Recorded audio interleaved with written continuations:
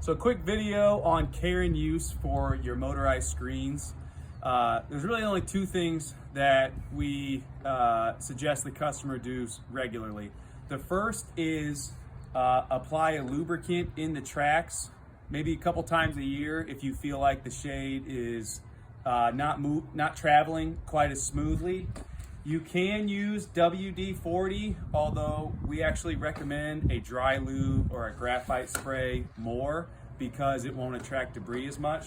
But you can apply that, you can spray that directly into the track, and that will help lubricate and keep the screen moving long-term, moving more effectively. The other thing is, obviously the screens get dirty at times. And the easiest thing is you can spray them directly with a hose. I've got a wet rag here, and you can just wipe that dirt off. These screens are meant to be outdoors, so you can be a little vigorous with them and just wet rag, wipe that dirt away. If you want to get a diluted, Dawn detergent in there as well in the water, you can add some soap to it. But otherwise, that's all you really need to do.